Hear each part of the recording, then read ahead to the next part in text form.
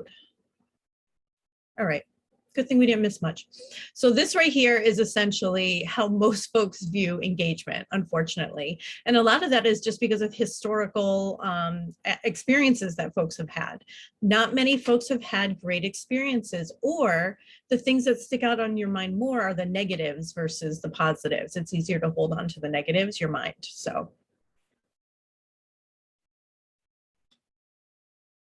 There are about 1,000 different definitions for what employee engagement is, but there are specifics that are kind of similar throughout all of them. And the one thing I always point out is that employee engagement does not mean that employees are happy. Engagement does not equal happiness. So someone might be happy at work, but that doesn't necessarily mean that they're working hard, productively, and and really on the behalf of that organization. And it doesn't always mean job satisfaction. So a satisfied employee might show up daily without complaint, but that same satisfied employee might not go and do any extra effort or kind of go above and beyond. They'll probably take the headhunting call and maybe take the 10% bump in salary to go somewhere else. Satisfied is not enough. So employee engagement is an emotional commitment to that the employee has towards the organization and its goals. And let's see if I can move something here. Yeah, all right. One of the things we're going to talk about tonight is discretionary effort and how that ties into employee engagement and how that is a big piece of it. It's kind of one of those flags that kind of lets you know if things are happening or not. And so to bullet all that out, heightened connection to work, the organization, the mission, or even their coworkers, beyond job satisfaction or happiness, more likely to go above the minimum and provide discretionary effort, and personal meaning in their work. They have pride, they have belief in the organizations, and they support or stand by the values. And this little lady's hand comes up a lot, so you're going to see that again. All right, discretionary effort is one of those things that you will hear about constantly when folks talk about engagement. And that is because discretionary effort actually kind of goes that extra mile. They take that extra step. I kind of always put a little caveat with these, that it should still be healthy. So I am not looking for workaholics when we talk about discretionary effort. It's not necessarily your workaholics, okay? But this is the level of effort people could give if they wanted to, above and beyond whatever that minimum requirement may be. Many organizations manage performance in such a way that it motivates employees to not only get by and avoid getting in trouble, which is like negative reinforcement, but that they truly feel a connection. And because of that, they tend to do the things like working smart. They don't quit when things get tough. They don't call in sick when they're not truly ill. They stay alert.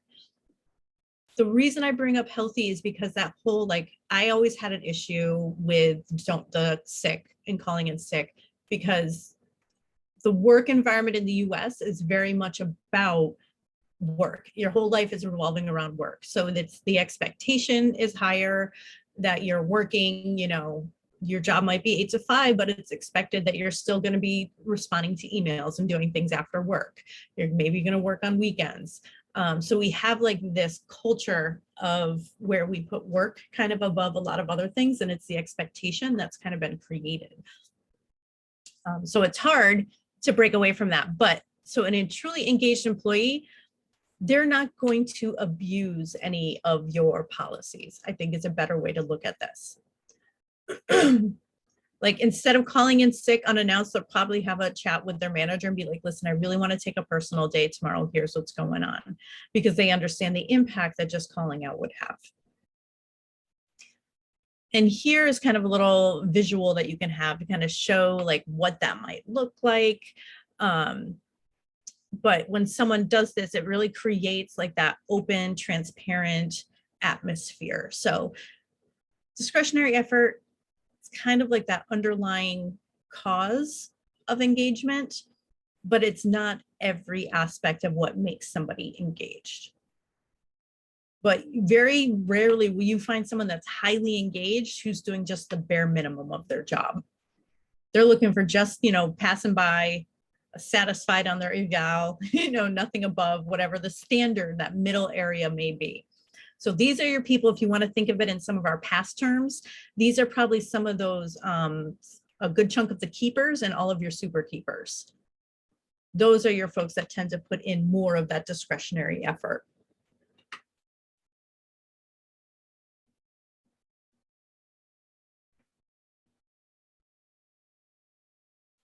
All right, you should have a poll on your side.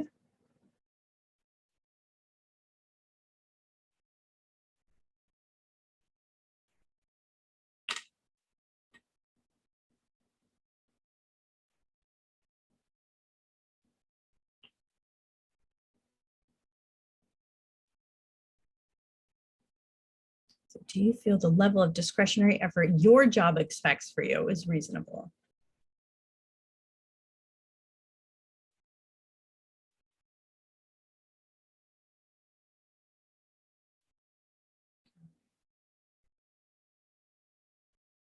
All right, so pretty split even. I'll show you this image here in a second, but we've got like 33.3% are like kind of, 33.3% are unsure. And then we have 16.7% for both the no and the yes. So interesting that the lower scores are the ones that are very definitive. It's either a true yes or a true no. Those are the ones that have less. Very interesting.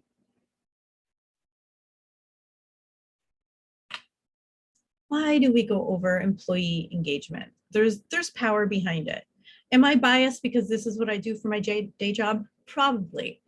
But there is every highly engaged like organization, those are the ones that you look at, like top 10 lists, top 50 lists. Those are the ones that are always kind of in those, because the more engaged your employees are, you actually do better in business. So with the power of it, you can use engagement's effect on your key performance indicators, your KPIs. And KPIs are one of the most overused and little understood terms in the business development and management. There's often taken to mean any metric or data used to measure business performance, but that's not it. Simply a KPI helps organizations understand how well they are performing in relation to whatever strategic goals or objectives that they have. So these are your big goals for the organization. These aren't going to be departmental level. KPIs also serve to reduce complex nature of like organizational performance to kind of small, manageable number of key indicators that provide evidence that can, help with decision making and help improve performance. I was actually looking over KPIs today for my organization, and one of those was my boss treats me with respect. Another one was my pay is fair compared to others in this industry. And usually have about 5 to 7 KPIs.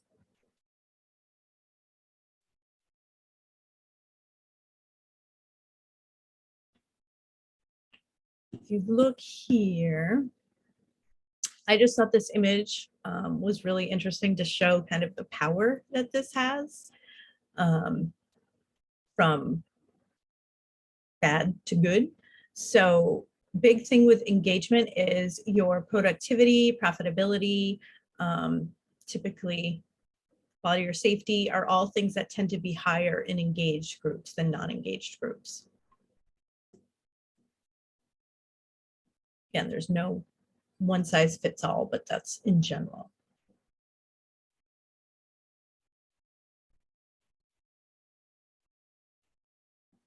Would you consider yourself an engaged employee? If you took your survey right now,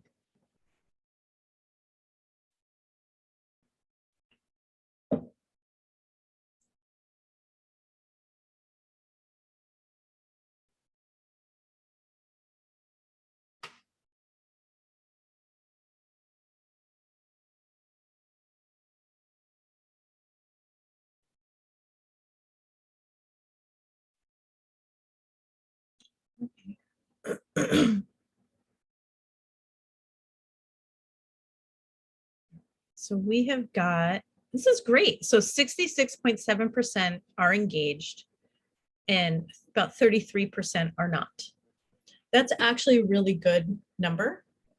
That is kind of where you would want to start folks with in an engaged culture when you're looking at numbers for like an entire organization. Having that many folks that are engaged would be great. Be great if that was the percentage of how many people actually took the survey. Because that does get skewed a bit depending on how many people took the survey. All right, well, that's interesting. Thanks, guys. So there is a model for engagement, and these 5 areas are kind of what are called the base, or you know, what you need in order to create an engaged culture. Employee work contract, it's changed, and it's changed dramatically since COVID. Kind of making business leaders build organizations that engage employees as sensitive, compassionate, passionate, creative contributors. Hundreds of clients and discussions, clients that do this for a living have kind of all come together and created like these 5 major elements that are underlying strategies that work together to make organizations what they call irresistible. So this is not only where your employees are engaged, but it's known in the industry. So people also want to work for you. So people, you know, go out to find you. You're not going out to find people. These 5 areas, we have meaningful work. A big piece of that is autonomy, not micromanaging your people, letting your folks have enough leeway that they can make decisions for things that they own. Select to fit. Do you actually fit the culture of the organization or the team that you're on? So you're selecting candidates that quote unquote fit your team or the culture that you either have or you're building. So they fit in, they'll feel like they are part of a bigger thing. Belonging, it falls under belonging. You tend to have small empowered teams, and there's time for slack. Truly engaged organizations understand that your employees cannot work 100% of the time all day long. They understand that there is value in things like having a chat with somebody in the coffee room while you're making a coffee, or going to lunch with a coworker. You need that opportunity to step away, regroup, and be able to come back. So allowing for that. Maybe for some places I've worked, it was you could go on a walk, like they'll have a path around the building. They're like, you do this twice, it's a mile, and you know, people would go out there, take a walk, and then come back. So time for slack. Hands-on management, but again, not micromanagement. But this is where you have like clear, transparent goals. Folks know what the goals are, they're clear. There's not a lot of iffiness about them. It's very clear and transparent. Management tends to be more coaching versus fear-based or true quote unquote management. They invest in development for managers and modern performance management. So this is going to be doing more up-to-date type evaluation type processes. They're going to constantly be watching research and figuring out what works best, and those are the things they're going to do. They're not going to kind of get stuck and be like, oh, we've always done them this way for the last 20 years. That's what we're going to do. One of the hardest ones for some folks is positive work environment. That includes a flexible work environment. And that's definitely increased since COVID as well. A lot of places who thought they couldn't do these types of things are now realizing, oh, we could have done this all along. And it actually allows for a lot of new opportunities to engage folks that maybe you couldn't have reached before. You want to have, a down-to-earth workplace where folks get along. They don't feel like it's too stuffy. They can connect with folks. There should 100% be a culture of recognition. And this doesn't always have to be big awards. We use, what is it? Something human, work human. And it allows folks to do things like send out shout outs. Like, I just want to say thank you to so-and-so for covering me this day, or I love what you did with today with that patient and really meant a lot that you did that, or that I appreciate that you did it. So it allows people to do just basic thank yous. And then can kind of go up. And with each level, you actually can earn points to buy things in like a little store and stuff like that. And it's used. So there's a culture of recognition where it happens often. It's not forced.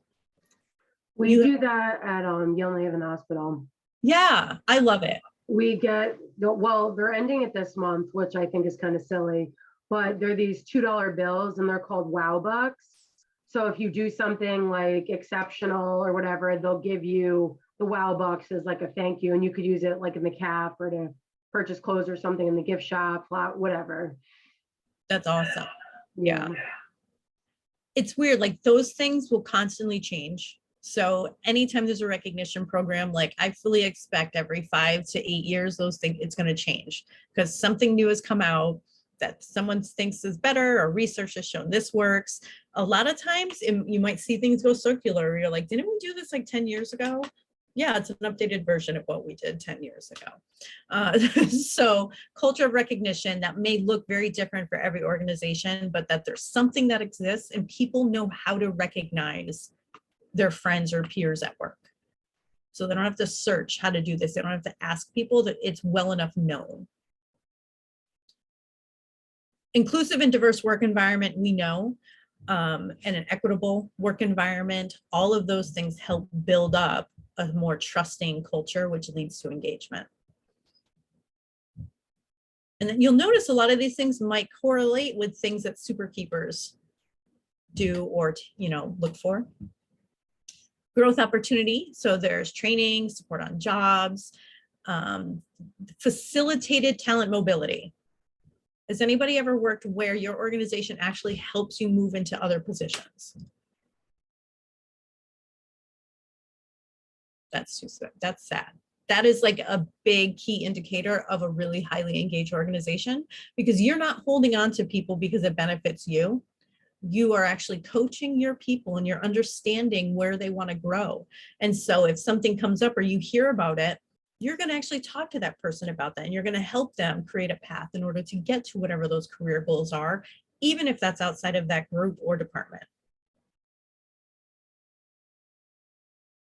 And then learning, high impact learning culture, always there. Trust and leadership, strong mission and purpose, continuous investment of their people. They're transparent, they're honest, and they inspire people.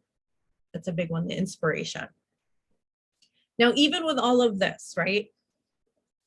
Gallup is one of the main companies. There's like 2 or 3 that do like employee engagement, and that's what they're known for in polling. And so Gallup actually did research on this, and it shows that only about 13% of employees are quote unquote highly engaged, and about 26% are actively disengaged.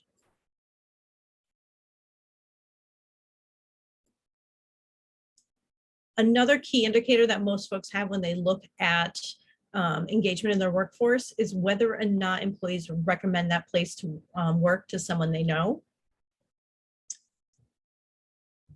And only about, in that same polling, about 54% of employees said that they would recommend their employer to someone that they knew. In the high technology industry, so more of the IT type area and engineering, 2/3 of all workers believe that they could find a better job in less than 60 days if they took the time to look. So they're not so engaged, they're going to leave if they find something better.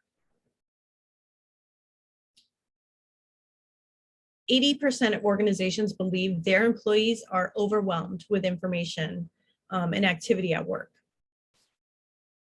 Fewer than 8% programs deal with this type of issue of feeling overwhelmed and overworked. So we know it's one of the main issues, but people tend to avoid it because they don't know how to address it without them looking bad or impacting what they think their bottom line might be.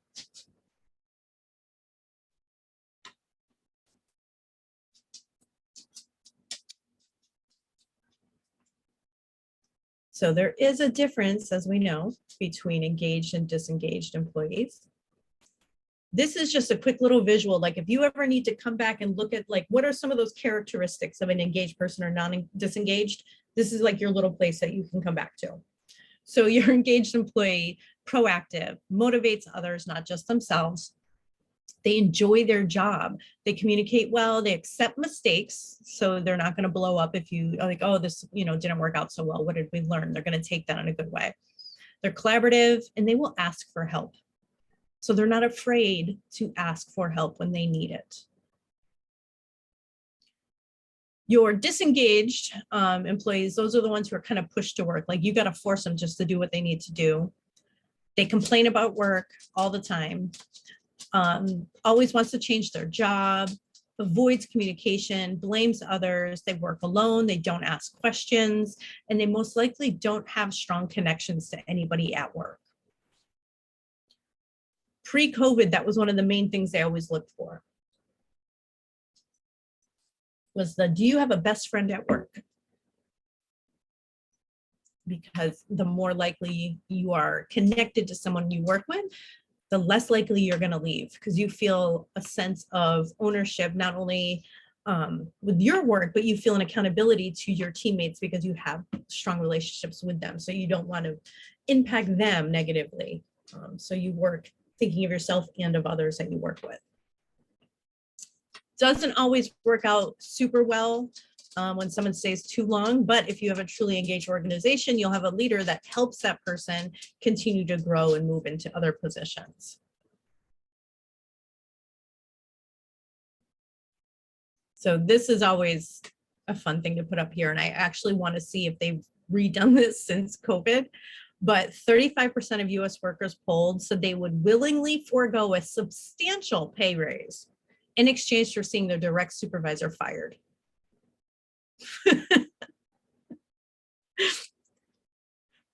The number one reason people leave a workplace is because of their direct supervisor.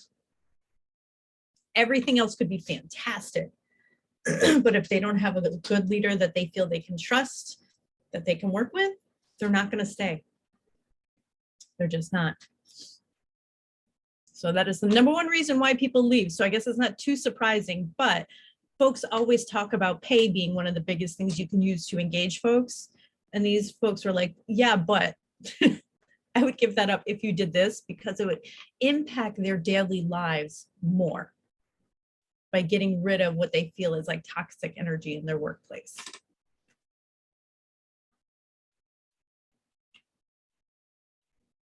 So I want to know how you guys feel. Would you forego a substantial pay raise to see your boss fired? And remember, I don't remember where anybody works, so I'm not going to tell anyone.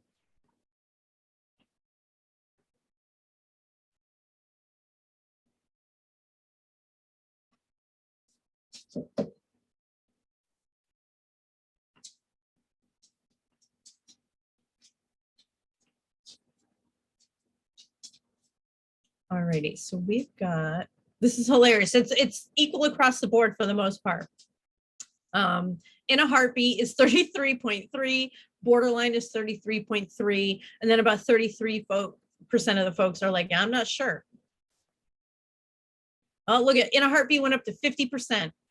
It's our winner. Not surprised. Only 16.7% said no way.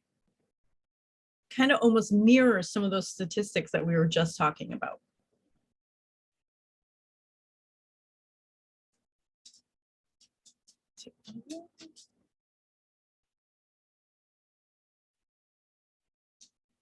There is a process to employee engagement.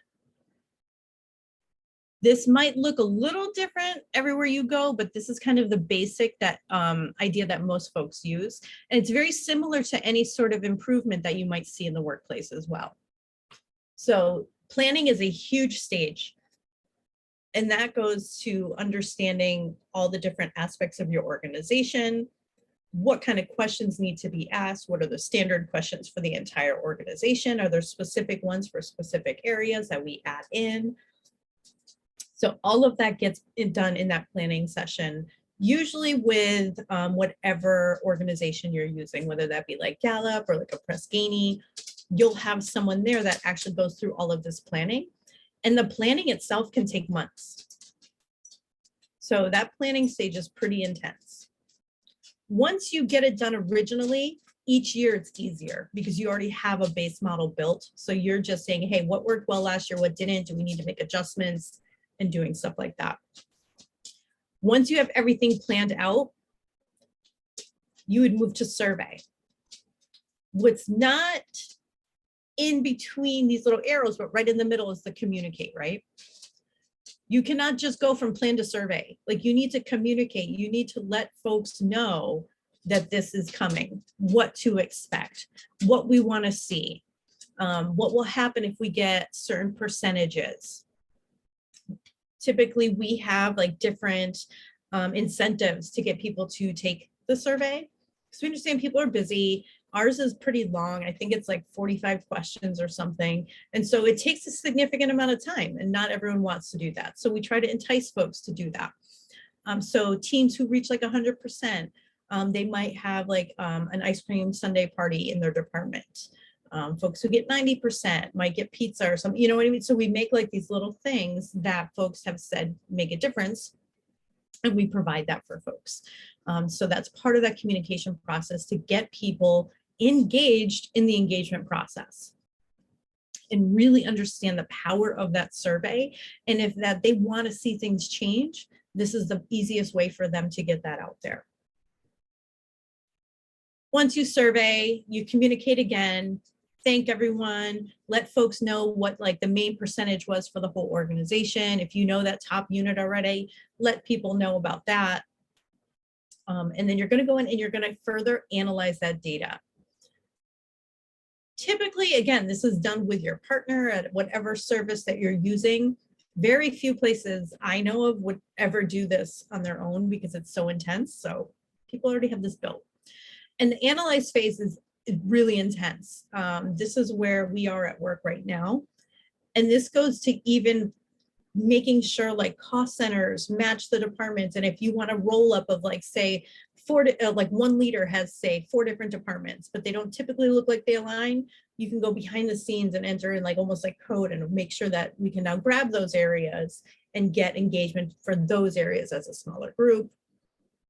So there's lots of information that you can get out of that analyze stage and lots of different ways to actually see that data. Once you analyze, you communicate and share. You do not want this to stay hidden. The worst thing you could do is have folks take an engagement survey and then never follow back up and tell them what happened. They're not going to fill it out again next year because they're really like, no one cared. You would have told me if you had cared. So you communicate and share. And good or bad does not matter. You share all of the main things that you know you were looking at. So those key performance indicators that you may have, you share what the percentage was of folks engaged on those or what people said. Do it at a large level and then you do it at a smaller level. So then you'll do it with your team. And this is where you get to take action. Typically, you'll find out here are your top like 3 areas that are really great in, you're really strong in. Here are your other 3 that you know, it's a concern. It's not where it should be. It's below benchmark or below the average, whatever, or it's dropped significantly from the year prior. And so you look at those concerns with the team and the team will choose what they think they need to really focus in on to improve in one of those areas. Some folks get crazy and they want to do all of them. Don't do it all at once if that's, you know, calendar it out. Let each one have its own time. but you pick one of those concerns and you actually take action on it. And this is done by the people who do the work. So this isn't management coming down and just changing something because something came up on the employee survey. Weird. This is, my team has identified that maybe it could be like work supplies or something is an issue. We're going to spend the next month understanding what that means, talking to people, figuring it out, and then we're going to figure out what does good look like. So if this worked the right way, what would that look like? And then figure out what improvements we need in order to make it get to that point. And then that way, when you resurvey again in a year, you get to tell folks before that survey, hey, remember, these were the things we said we worked on last year. So let's really, remind them where it was and why you wanted to improve it. Remind them if there was like improvements you made and it was 8 months ago, they might not remember that. So remind folks of all of the little things that you have done based on the survey from the year prior. You want to make sure you connect those dots for folks so that they see this is very, very valuable information that's actually being taken seriously. Folks are listening. And that's part of that sustain engagement and resurvey. And sustain, you want to keep your high ones. You want to try to maintain those. So typically while you're working on one of those concern ones, there might be one on the top that you're afraid might be borderline, or you're like, you know what, that could be higher. Like that should be higher. You might have a smaller group start working on some stuff with that and see if we can beef that up anymore, or share with another unit that, or a department that maybe was struggling in one of those areas. The biggest thing about all of this is communication. Your folks are ready for this when they come out. They expect it. They know what's expected of them. They know that it's valuable information, that it's going to, they're being heard, and that there will be action taken. When they know that there's going to be action taken, that's when you tend to get much higher participation rates. So it might take a couple years before you get a better number on the participation numbers. You might have to build up and actually show people, improve to them that this is working for them. And that's okay. You want to know where you are so you can know where you need to improve and where you need to maintain. Any specific questions about that? Not a question, but I have a funny story. Yeah. So where I work is pretty notorious for putting out employee engagement surveys and then doing nothing. And so their biggest takeaway in their email to everybody after our last employee survey was that no one thought that they were going to do anything with the information that they collected, and that they were going to prove us all wrong and that they were going to make some change. And then they never did. Never did. We never heard anything about anything again. That's horrible. Yeah. That's the worst thing you can do. Mm-hmm. Literally the worst, because nobody is going to want to do it again next year. Yep. Not going to do it. And then you're going to be like, I don't understand. Jess and Laura, I have one that might top your story.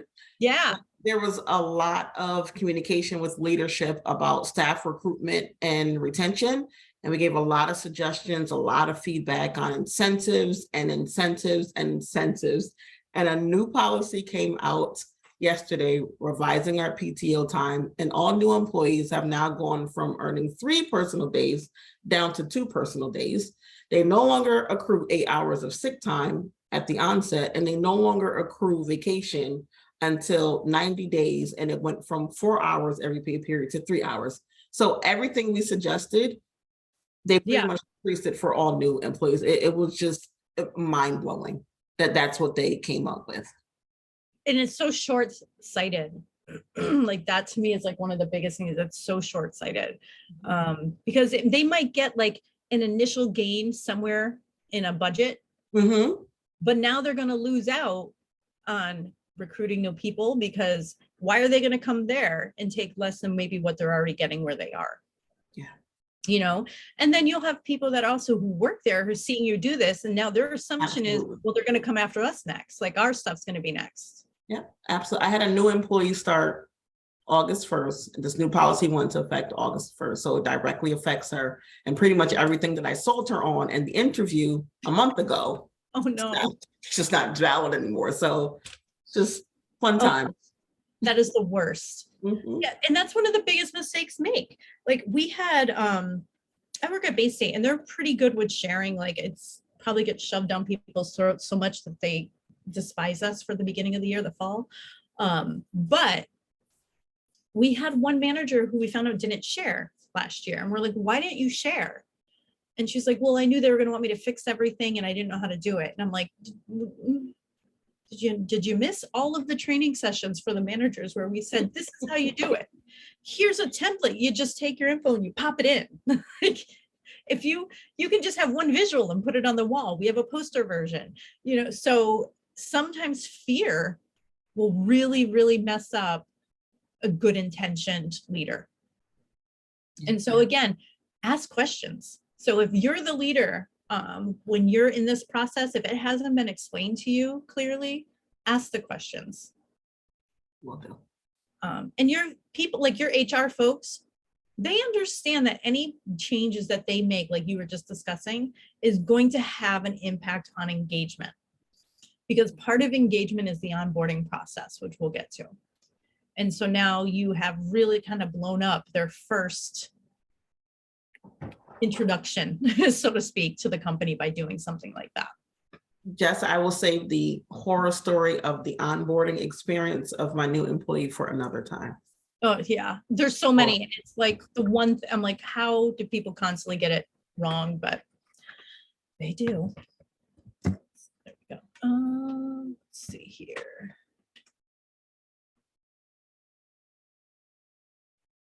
Oh, and you can do it. There we go. So how do you know folks are engaged? You ask them. Pretty simple, right? Ask. This is a sample of some engagement questions that you may find on a survey. Like under pride in my workplace, my organization is successful at accomplishing its mission. My work unit produces high quality products or services.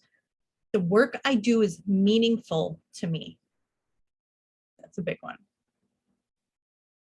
I have the resources to do my job well. That's another one. Makes good use of my skills and abilities. I know what is expected of me. So clear roles and responsibilities. Recognition, positive work environment. I am treated with respect at work. My opinions count. I am given an opportunity to improve my skills. The primary reason for issuing engagement surveys is to measure the engagement level of your employees. By measuring like key drivers engagement within your organization, you'll actually be able to assess whether the employees are truly engaged or disengaged. I mentioned before, like some of the key drivers that we have are employees in my work unit help others accomplish their work. So there's a feeling of collaboration or teamwork.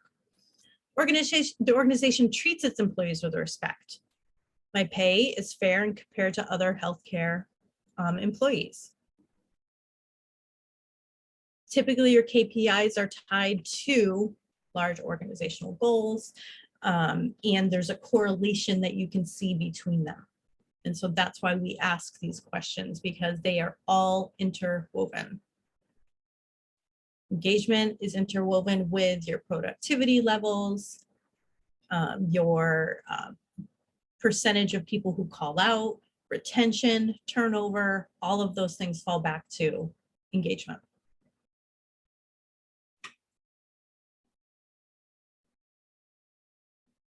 So again, take action. I love this. Measurement without targeted action is useless. One of my favorite things. I used to say it all the time. But if you don't have a target, why even have it? You're never going to know if you've done anything. You've no way to measure this. All you're going to have is a gut feeling that doesn't tell you anything. So take action. Sometimes this means you might want to form like specific engagement teams that work on specific data points that you've identified. Collect additional data if you need to. If something was really in a concern area and you're like, I need to know more, I need to really understand what this means, ask your folks. If they're not comfortable discussing stuff like that in front of whoever their leaders are, you can have somebody else come in and do that. If you work with an organization like a Preskini, any of those, one of those folks might be able to lead those discussions. So they still have a sense of confidentiality while they're sharing. Identify priority areas of strength and weaknesses. I like concerns better than weaknesses, but focus on individual work units. Don't make this so big that you really can't tell how my department did. So like there might be 10 departments under HR. Don't just tell me the overall HR. Bring it down to each individual team so each team knows what's going on individually on their team. Develop and implement action plans. Provide education and training. I'm sure folks had a lot of that in the snafu case study. One of the big misses was that there was no education or training for leaders, right? Identify what those outcome measures are. Establish accountabilities, and through all of it, communicate. Constantly communicate. Make this part of a regular discussion. You want folks to think that this is just part of what they discuss every day or something that they think about. Especially if you're working on some things that you're trying to improve. Bring that up. If you have like a weekly meeting, make that a standard item that you discuss. So folks are always in the know of what's going on, so they don't feel left out. And if something's happening, maybe they'd be like, you know what, I didn't want to work on that team, but now that you're doing that, I think I want to join. So it allows for people to kind of stay engaged.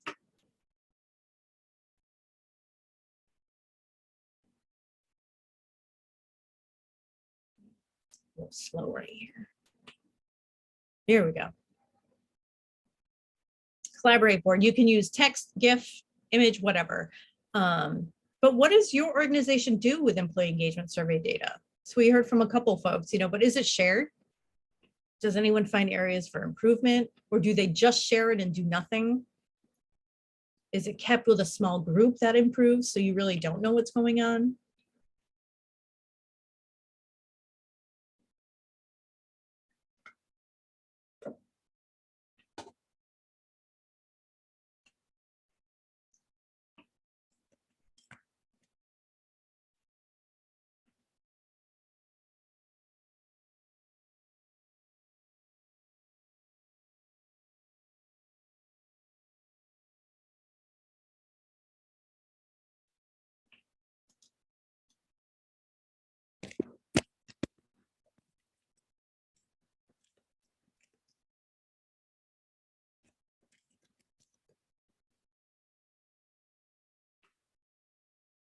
All right, like I pull it up here.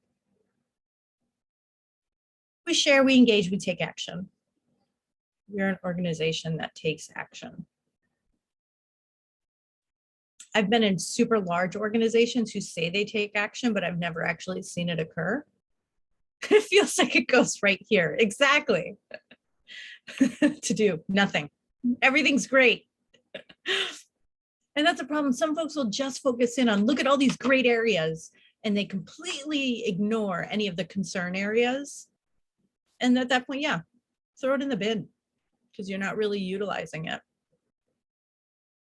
But this engagement should never feel like this. Like this should be a huge aspect of everybody's day.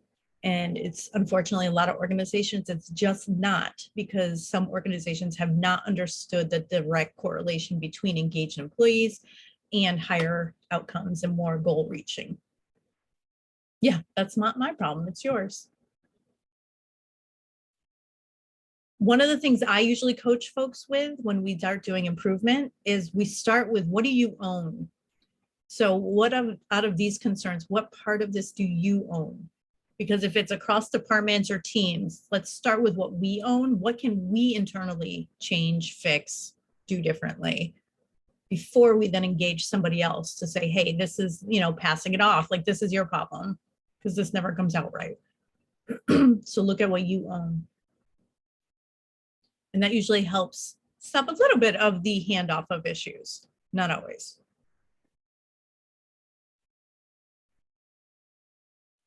Not respected. Yeah. If this is not used right, you are not going to feel respected, and you're not going to really feel like that leadership is authentic or transparent, because if they were, they would share.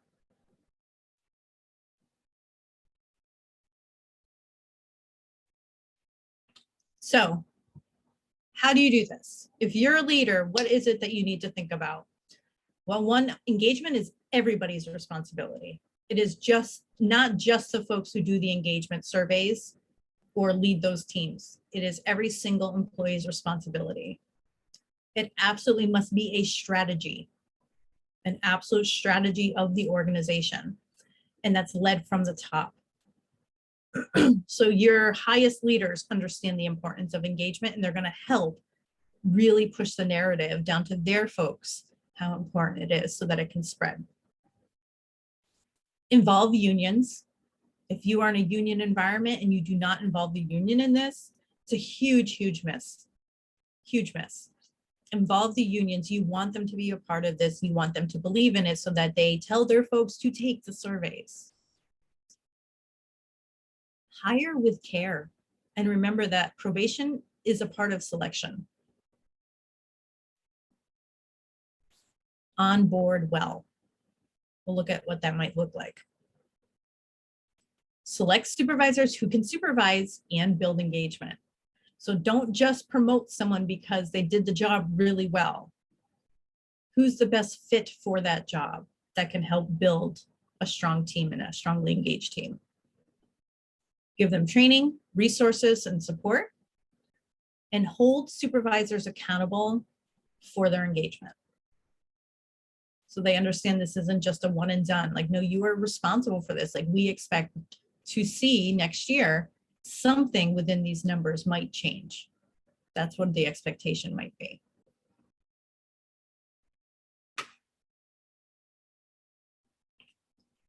Manage performance, huge, right? Make sure employees know what is expected and how to work links to any of the missions. So the work that they do and how it relates to the missions. Meet regularly with your employees, provide opportunities to grow and develop, and hold folks accountable and avoid transferring poor performers. I guarantee you every single person right here is like, oh yeah, we've had one of those before on my team. There's just a bad apple from one department that got shoved over to our department, and they just kind of keep moving them versus actually dealing with why they're not a good employee. Doing that can actually ruin a highly engaged team. So what that means is leaders, HR professionals, you are honest on performance. You will discipline when needed. You will recognize and celebrate when you should be. That's all part of managing performance of your folks. Folks should know where they stand with you at all times. It should never be a surprise to be written up for something. So hold folks accountable. And sometimes when you do that, they actually self-select out because they start to realize, I can't get away with doing this here. And they tend to leave. Recognize your contributions. Make sure employees' opinions count. Create a positive work environment and really respect that work-life balance. When I used to lead folks, my big thing was I may respond to an email at midnight. I never, ever expect you to respond to me outside of work hours. It is not an expectation. And if I see it, I'm probably going to question why you're doing it. It's not an expectation. Communicate well, measure and remeasure. You want to be able to see year to year how you're doing in these same areas. Maybe in an area where you're making a lot of change, you can do something like a pulse survey, which is like a mini survey that you can send out and get immediate feedback on. So you can make immediate changes to something. Always measure and continue to remeasure. And then as you go through this year to year, you want people to see, hey, this is how we did last year.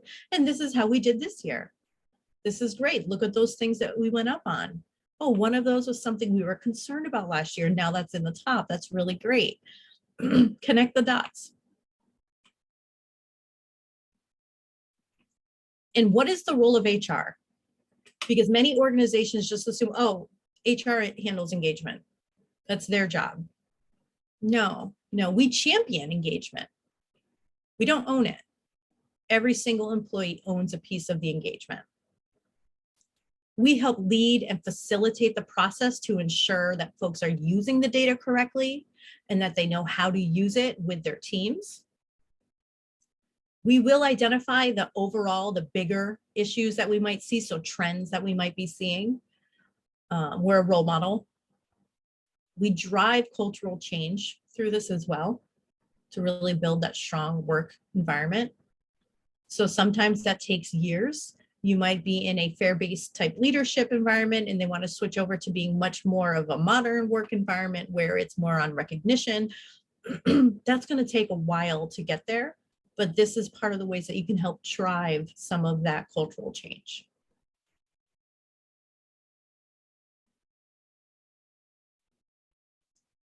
Remember, this is in the PowerPoint in the classroom. You can go in and blow this up. But this is a sample of an onboarding model. And I actually have it blown up on my other screen. Let's see if I can bring that up. Okay. Onboarding starts before they walk in the building. So many folks just like, their day one is when they start onboarding. Absolutely not. Before their first day, you should extend a personal welcome to this employee if you're the manager or the HR person who helped hire them. You are going to communicate the first day logistics to the employee. You're going to make sure they have everything they need for that first day so they're not stressed out when they walk in on that first day because they don't know where they're going or they don't know who they're going to be meeting with. You're going to send paperwork in advance or online if you have portal access, and you're going to prepare for this employee. So what do you need for this employee on day one? Do they need a computer? Do they need a phone? What do they actually need? And get it and actually request it before they start. Do they need specific programs on that computer in order to do their jobs? Are you sure all of those are on there? That first day in that orientation, that's where you're really focusing in on like sharing your mission and the values. You're kind of creating the tone for the organization, so to speak. You're going to incorporate senior leadership because they should be welcoming new people. You're going to orient the employee to the organization and whatever norms that they may have in the organization. Introduce an employee sponsor.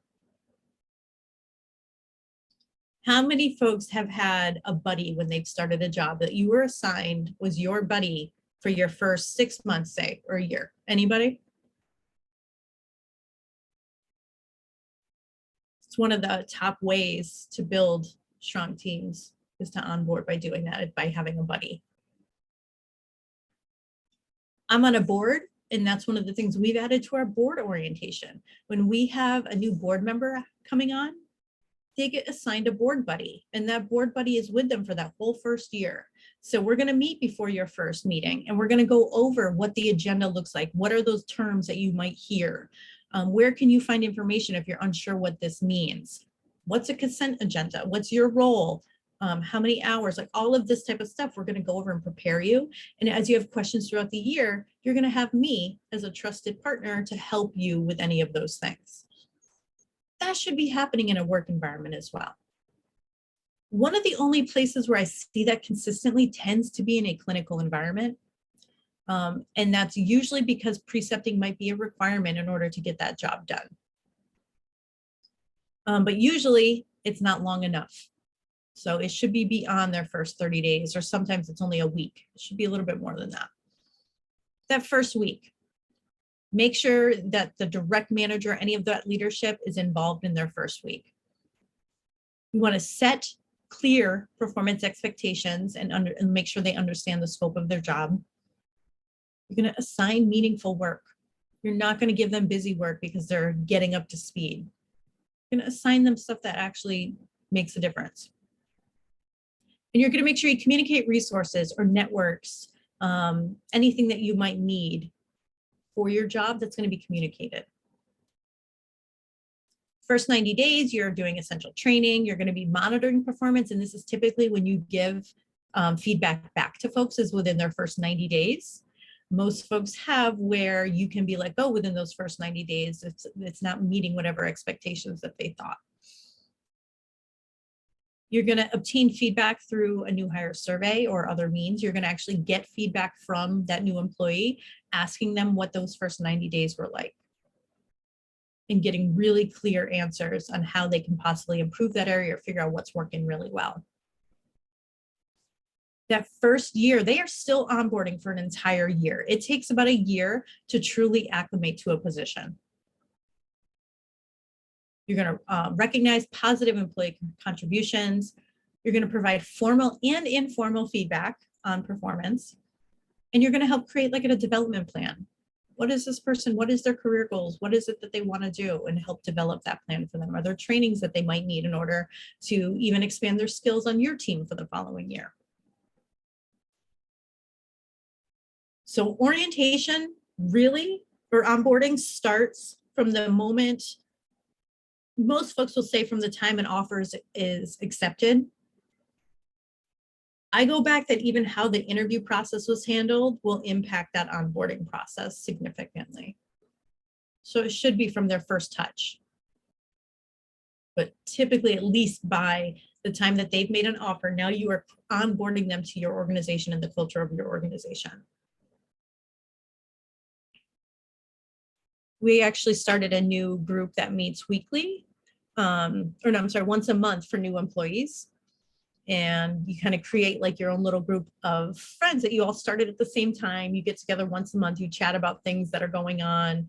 You know, did someone learn something that maybe I should know and I don't know? And so they share information, but you've essentially just create like this safe space that you can go to and get feedback, or just sometimes talk through a problem that you might have. And for someone like me who helps facilitate things like that, I get to learn what's working, what's not working. What are people really experiencing so that I can bring that back to the teams to help make other adjustments.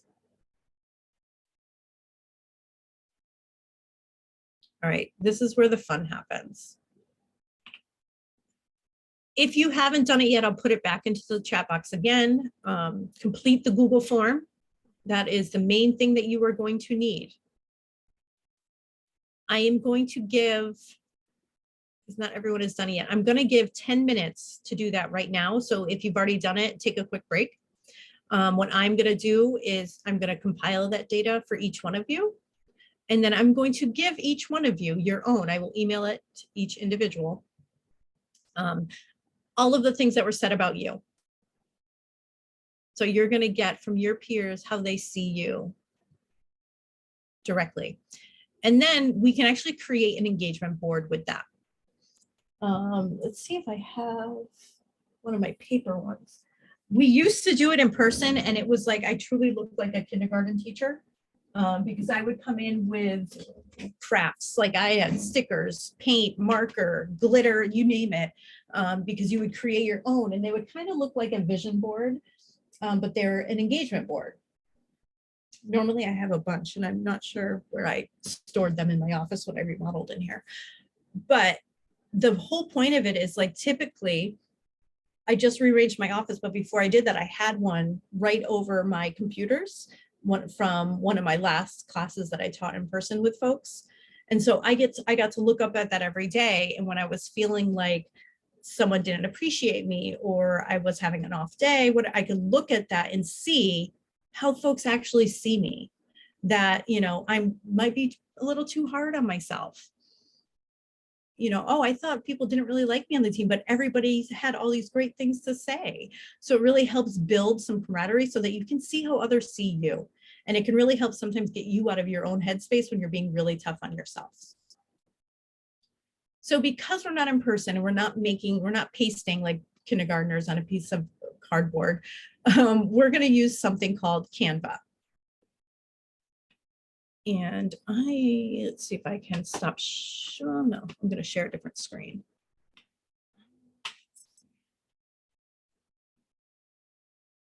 I am going to show you what Canva looks like.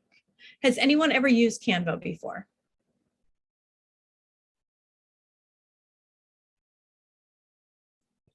I have. I use it for work a lot. All right. I used it for work a lot for a while too. I like it. It's a good little tool. Let's see if I can bring it up back here. I got to move all of us. Now I moved us to where you're in the way again. Here we go.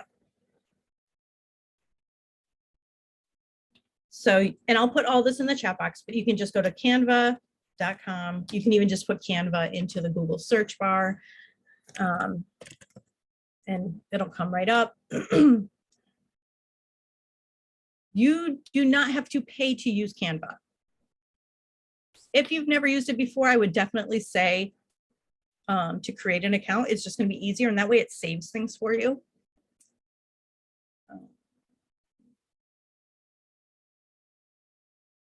Let's see, here we go. I'll sign in. Yep. So if you have a Google account, it makes it super easy. And then it'll just be there every time you want to log in. You can log in with your Google login. And then it asks you, what do you want to design? In the past, we've used templates, but not everyone's like them. You can search, like you could just do poster. You can even do like, if you want to look and see, oh, do they have any like vision boards? Like maybe I can take one of those. And so you'll search, and I'll show you if you don't want to do any of this and you want to do it super simple. There's a very easy way to do that as well. But so here's your templates. Anyone with a little crown on it, that means you can't use it. That's when you have to pay for. So as long as it doesn't have a crown on it, you can use it. So you can choose any single one of these. You can change them. I think this was one folks did last year, which was kind of neat. But I just want to show you that you can change anything. So like, even if you like the template, but you're like, oh, those words are wrong, you can take all of that out. You can change it. You can change everything.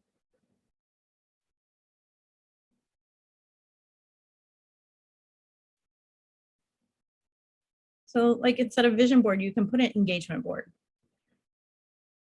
If you want to change the background picture, you can. There's stuff over in Elements that has stuff already uploaded that you can just choose from their own. If you want to keep it and then add like all the text from what people said over it, you can do general text box, or you can do fancy, depending on how you want it. Like if you just want little text, just click here and it'll create a text box on the other side. And you can make it so where it's opaque so you can't see behind it, whatever you want. You can even use any of these types of fonts that it might have for any of your stuff. If you want to do this the easiest way possible, because you've never used this before, you'll probably use it another time in the program. I can't remember what course.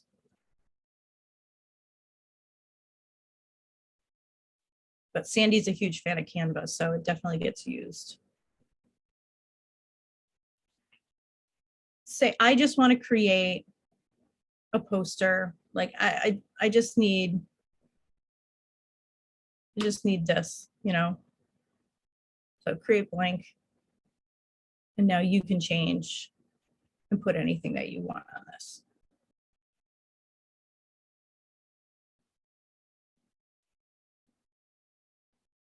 So it's always going to bring up templates in case you want to just use one of them, like, oh, maybe this background will, you know, look really nice. And then that one's easy, like I don't have to. Perfect, right? And now I just want to add the text of what people said to me.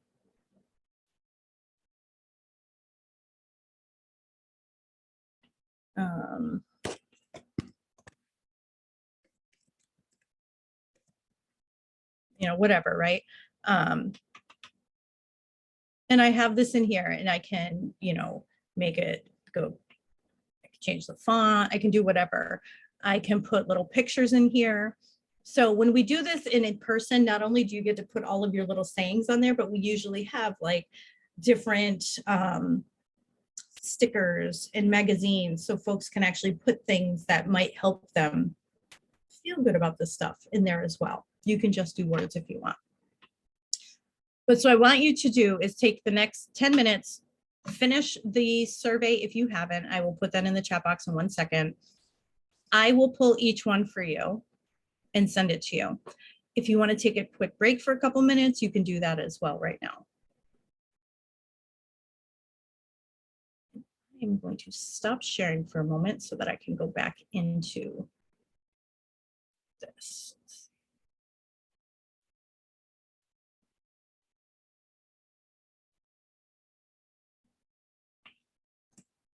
All right, there's your Google form if you have not done it yet.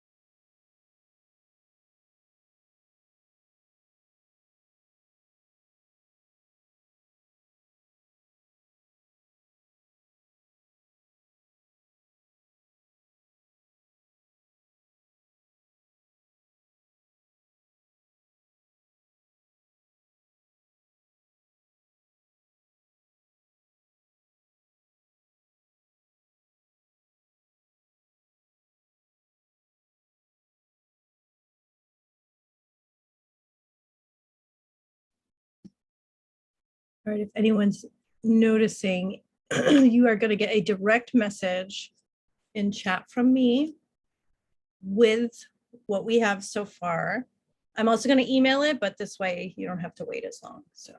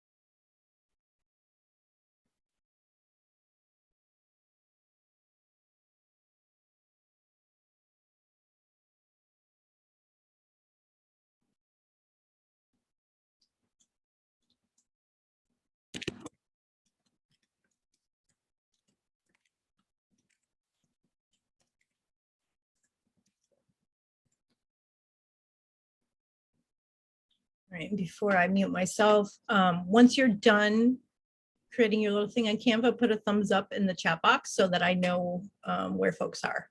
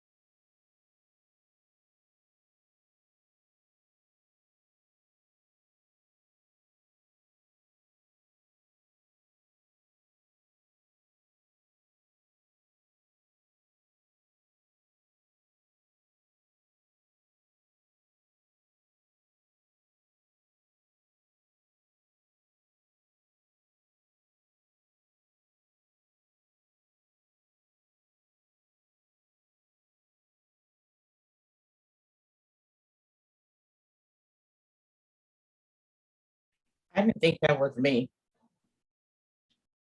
You didn't think it was you? Mm-mm. That's how people see you.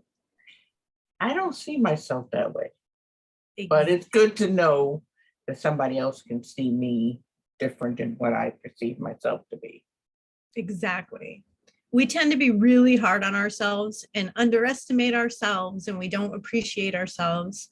So sometimes we need to hear from other folks how they really see us and who they see us as, which usually can be a lot different than how we see ourselves.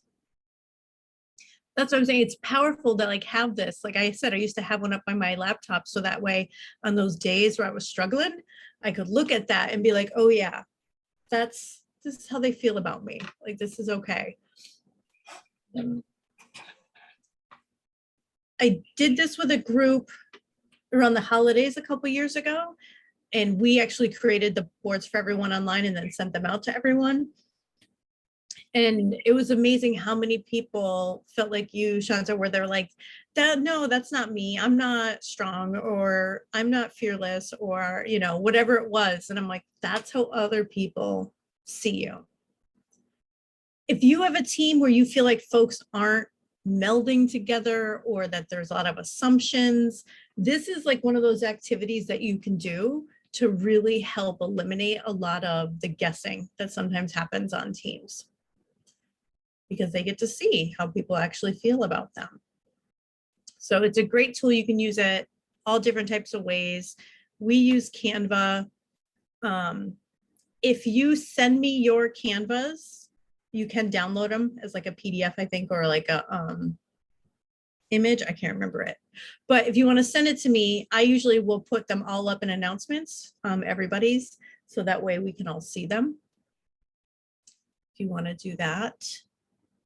You don't have to. But if you want to do that, just respond to the email I sent with all the little stuff for each one of you. Any other thoughts or insights from this?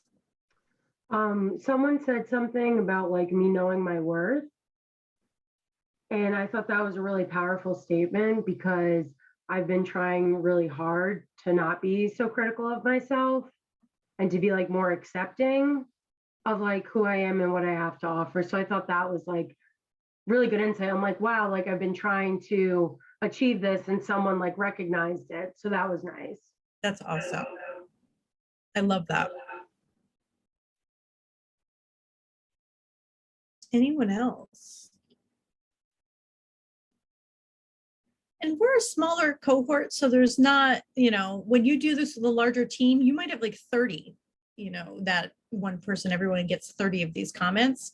It's pretty cool when you're trying to play around with all of those and see how people feel about you. So simple thing you can do with folks. This is the modified online version. When you do it in person, you can really have fun and make it a true like arts and crafts environment. I've said it before, but as adults, we forget to play, and we actually learn really well through play. So when we can do that, we should. How do we share it with you, Jess, what we did? You can download it. Let me see if I still have one I can show. So if you're in Canva, Okay. take a minute to open here. Okay, I'll show you. Should I look at your screen? Yeah, I'm going to share. So if you're in here, you can actually click the share button, and you can download. And it'll ask you, how do you want to download it? Do you want to do it as an image? Do you want to do it as PDF? Whatever you want is fine. And then you just click download, and then it'll open for you to save.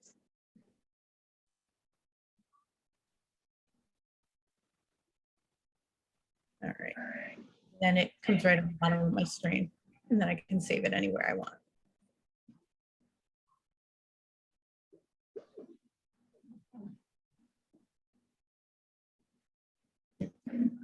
Computer's thinking. So you can download it that way. You can also just do a screenshot if you wanted to. It doesn't really matter. Okay. Whatever is easiest for you. And then just email it. Yeah, just email it. It's easier than trying to put everyone go into a Padlet and all that stuff. So. All right, there's no more activities. So what I want to chat with you about is your assignment for this week. Your written assignment this week is not super intense. I want you to review and select which either case study or scandal that you're going to be using for your final project. Your submission, you need to somehow give me the link to the article, the case, whatever it may be. If you don't have a link, like say the case is a PDF, you can send me the whole PDF. Brief summary of the case or the scenario that you've chosen. 1 to 2 paragraphs, just a brief summary so I can have a sense of what it's about, so I can help guide if I feel like there might not be enough information or if you might struggle or any thoughts and stuff like that. And then at least one source material you're going to use to support your analysis. This shouldn't be too hard because you're already looking up something, so probably just use that. And then you do have a discussion question this week about employee engagement. So continuing on today's theme. Okay, Jess, I have 2 questions. So for the assignment this week, I was when we had our 10-minute break, because I already did the Google form, I was looking. Can we use one of the case studies that's there? Yes, so let me show you. Because I was reading the one about like Amazon. Yeah. Yep, you can definitely use the ones that are there, and I'll show you guys that in 1 second here. If you use a full case study, because a lot of those case studies already have like solutions that they've tried and stuff like that. So if it's a case study that already has solutions, your solution just cannot be the same as the one they've chosen. Okay. Because otherwise you're just doing what they've already done. Yeah, because like the Amazon doesn't have like a solution. Right. It just briefly stated the problem. It was kind of vague. It wasn't super detailed. Yeah, which allows you to go and search for more info. And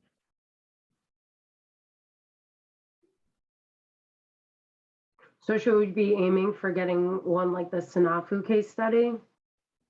Because that one was like decently detailed.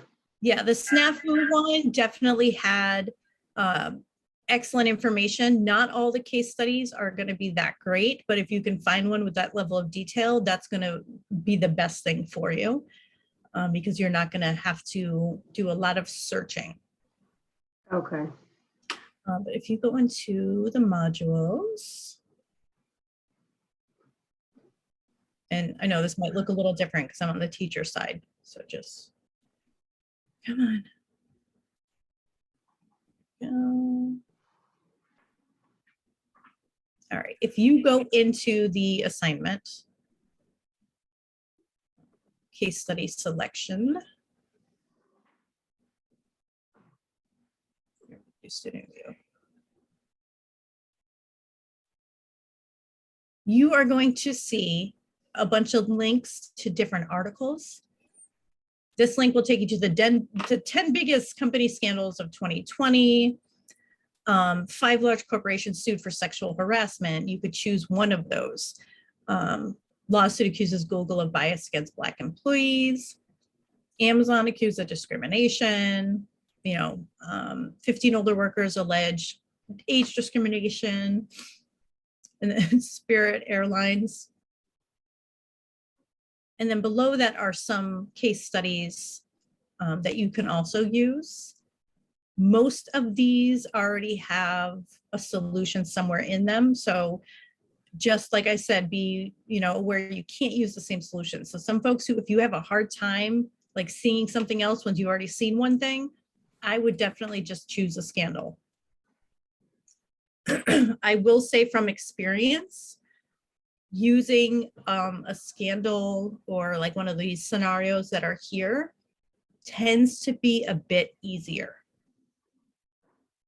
Because you can find lots of different sources on the material. You're not reliant on one document. And it's not gonna give you extra info that you don't need, where a case study, sometimes they'll throw a lot of info that really doesn't matter.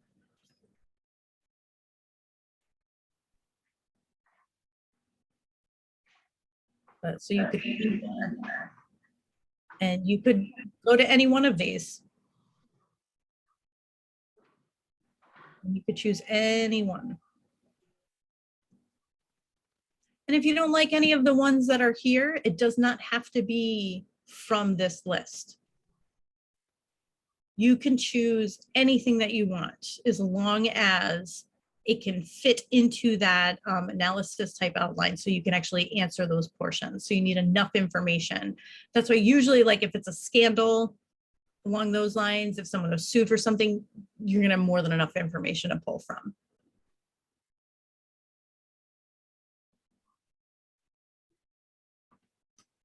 So you just have to, yeah, I was gonna Adrian, say, would you be able to pull up the discussion board? Because I had a question about that too. I can.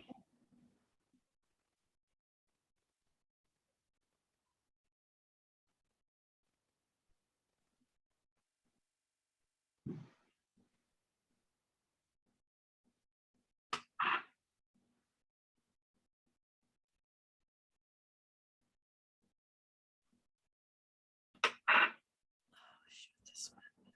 Thought we had updated. Let me see. Okay.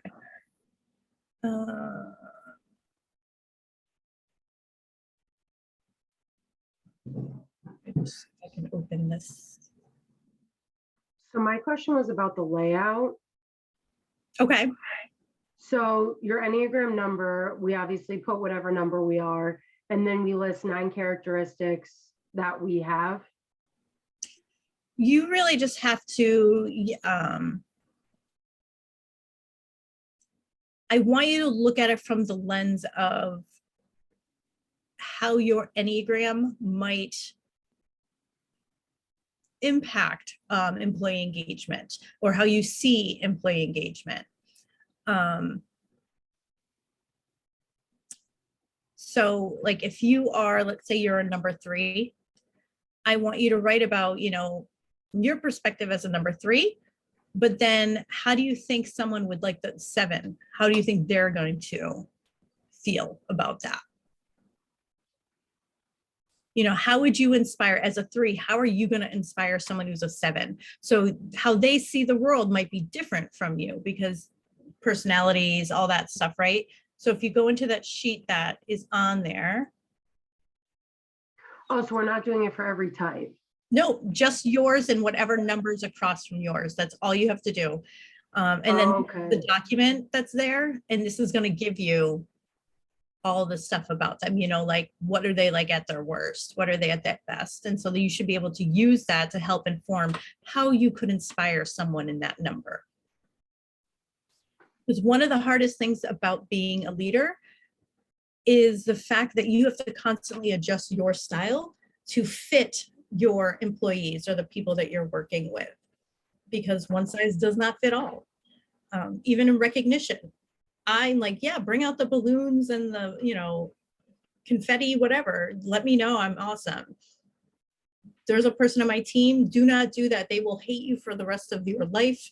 They do not like any sort of attention on them. I think it's embarrassing. So as a leader, you have to know these little things, like how do people like to be recognized? And how do you switch your style in order to meet somebody else's demands of how they see the world?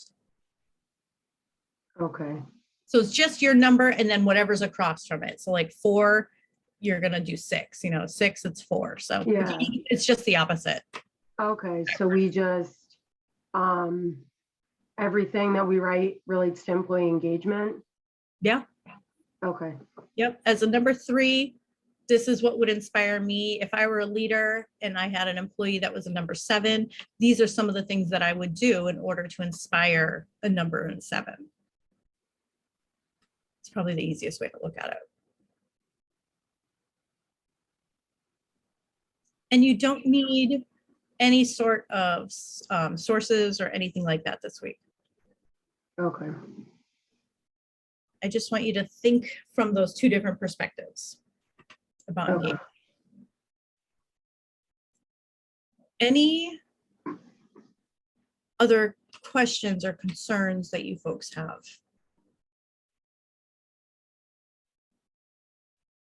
Next week in class, we'll do a little group work and you'll actually work with a team member and you guys will both talk about the things that you've chosen and give some insight into those cases to each other so that you have a little bit more info to go on.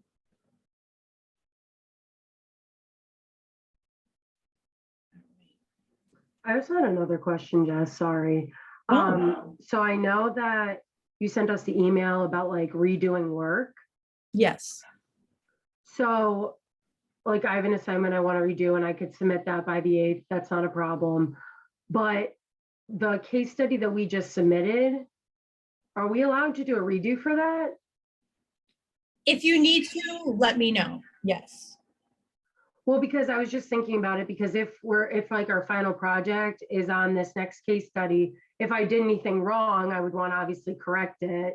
So I Yeah, don't make the same mistake, because we'll have that feedback before we have to write the other paper, right? exactly. Yes. Yep. You will have all the feedback next week so that you'll have it before class so that you can actually use that too if you want to while you're working with your partner and you're kind of going over things. Okay. Yep. So you will get that. And if you need to rewrite a portion, or if you're like, you know what, I'm not happy with this grade, I need to rewrite it, just send me a message so that I know, because I'm just trying to make sure I have enough time to actually grade all the work that's coming in either later is rewritten. Yeah, because I texted you about like one specific section that I was kind of like iffy on. Like the rest of it I felt pretty like good about, but there was Yeah. that one section that I was like iffy. So I'm like, if I did this completely wrong, I don't want to get like a 0 for that portion. Yeah, no problem. Okay. Yeah, I've had folks before there be like, can I just rewrite this one section? Mhm. I'm like, absolutely, you know, I'll adjust the grade based on that improvement. Okay. Thank you. So, and like I said, if the 8th doesn't work for folks, or if you have issues with the date, just please reach out to me so that I know, because I'm really trying to ensure that you aren't being overwhelmed with different types of assignments and writing. So I'm trying to help kind of space that out a little bit. So, and I don't want to impede too much into that time where you're writing that final case study. But we'll spend a lot of time next week talking about that and what it means to do a visual and all that kind of fun stuff. So right now, just figure out what it is that you think you want to do that final project on.